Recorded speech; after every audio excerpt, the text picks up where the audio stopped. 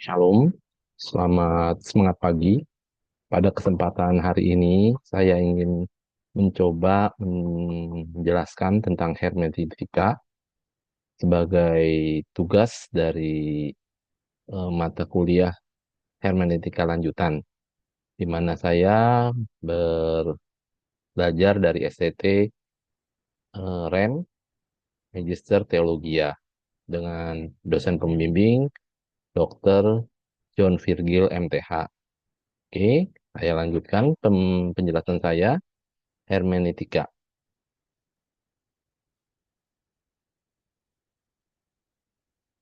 Pengertian dari hermeneutika.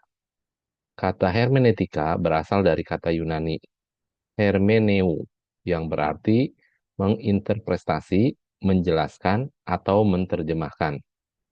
Hermeneutika Alkitab adalah suatu usaha untuk menjelaskan, menginterpretasi, dan memperjelas teks-teks Alkitab.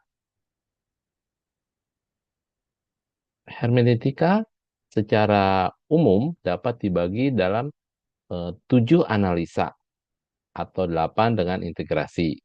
Jadi analisa itu meliputi analisa salinan kuno, analisa isi Alkitab, analisa introduksi latar belakang, analisa kesusastraan, analisa konteks, analisa makna, analisa tata bahasa, dan terakhir adalah integrasi.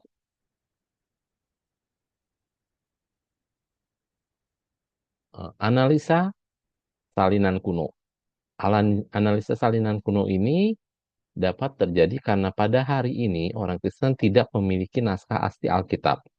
Maka untuk mempelajarinya, maka perlu mempelajari salinan-salinan kuno yang dibuat secara manual untuk mendapatkan data yang paling dekat dengan naskah asli.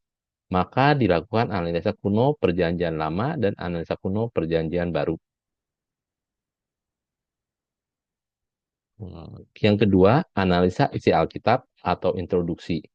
Analisa isi Alkitab harus melihat isi Alkitab keseluruhan, karena untuk menafsir Alkitab harus melihat Alkitab secara keseluruhan.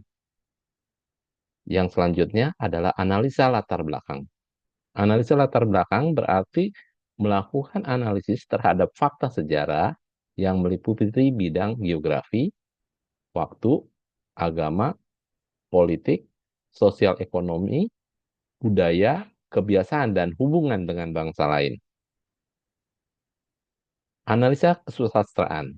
Analisa kesusastraan mencakup lingkungan yang luas dalam pemakaian yang lebih luas.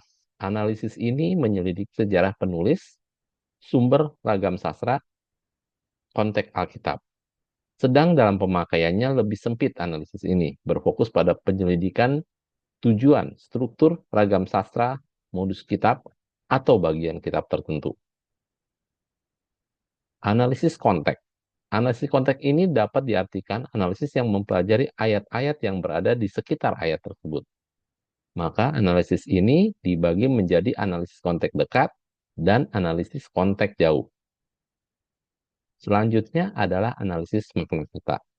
Analisis makna kata adalah analisis terhadap makna dari kata dalam sebuah kalimat atau konteks yang menganalisa makna kata mencakup 3 bidang yang berkaitan, yaitu fonologi, ilmu tentang bunyi, bunyi yang dimaksud bunyi bahasa atau bunyi yang dihasilkan oleh alat ucap manusia atau disebut dengan organ artikulatif. Morfologi, ilmu bahasa yang mempelajari tentang bentuk kata, perubahan kata, dan dampak perubahan itu terhadap arti dan kelas kata. Yang ketiga, semantik, ilmu bahasa yang mempelajari makna kata yang terkandung dalam bahasa atau sejenis presentasi lain. Analisa tata bahasa. Analisis tata bahasa berkaitan dengan kaidah tentang struktur gramatikal yang dipahami komunikator dan komunikan. Secara kasar, gramatika terbagi atas morfologi dan sintaksis. Integrasi adalah proses penyatuan atau integrasi dari semua informasi yang telah didapat dari penafsiran-penafsiran di atas menjadi sebuah tafsir yang utuh, indah, tepat, dan mudah dimengerti. Dari berbagai analisis tersebut, Saya ingin membuat lebih jelas lagi atau memperdalam pada salah satunya, yaitu analisis konteks. Analisis konteks. Kata konteks berasal dari dua kata. Kon yang artinya bersama-sama atau menjadi satu, teksus yang artinya tersusun. Jadi konteks di sini berarti kalimat atau bagian kalimat yang berada di sekitar ayat atau ayat-ayat yang ingin kita tafsir. Analisa konteks terdiri dari dua, yaitu satu, analisa konteks dekat. Analisis konteks dekat adalah analisis yang berfokus pada bagian yang persis sebelum atau setelah ayat-ayat yang ditafsir. Analisis konteks itu memastikan bagian ayat Alkitab yang ditafsir merupakan satu kesatuan unit yang utuh. Membantu menafsir atau memastikan makna kata atau tata bahasa, modus, dan ragam sastra dalam bagian Alkitab yang sedang ditafsir.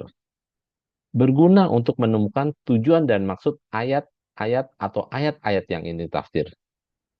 Contohnya, kita menafsirkan ayat Yohanes 2 ayat 19 tertulis, Yesus menjawab mereka, rombak bait Allah, dalam 3 hari aku akan mendirikannya.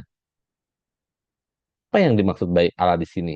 Jika kita melihat dari konteks dekat, kita bisa lihat dari Yohanes 2 ayat 21. Tetapi yang dimaksudnya bait Allah ialah tubuhnya sendiri. Jadi dengan konteks analisa dekat, kita melihat ayat atau sebagian ayat yang dekat, baik itu sebelum atau sesudah dari ayat tersebut. Konteks yang kedua adalah analisa konteks jauh. Analisa konteks jauh adalah analisa yang menyelidik konteks yang lebih jauh atau luas dibanding dengan konteks dekat.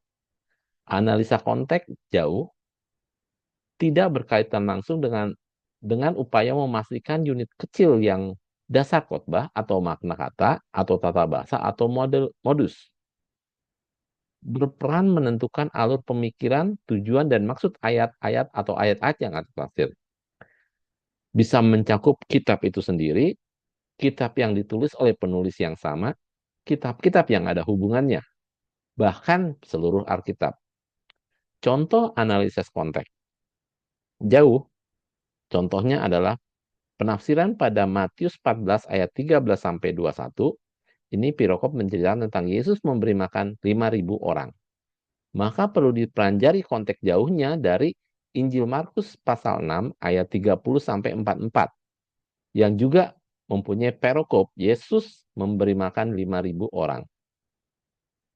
Juga bisa kita lihat pada Injil Lukas 9 ayat 10 sampai 17. Yesus memberi makan 5.000 orang. Dan yang terakhir,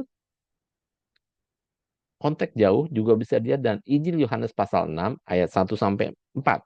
Yesus memberi makan 5.000 orang. Sehingga dapat dijelaskan bahwa konteks jauh dari Matius itu ada di Injil Markus, Injil Lukas, dan Injil Yohanes. Ini konteks jauhnya. Jadi seperti itulah kita melihat konteks dekat, konteks jauh. Ini adalah bukan analisa konteks. Mungkin ini saja penjelasan dari saya. Semoga menjadi berkat bagi kita semua. Tuhan Yesus memberkati. Dan terima kasih.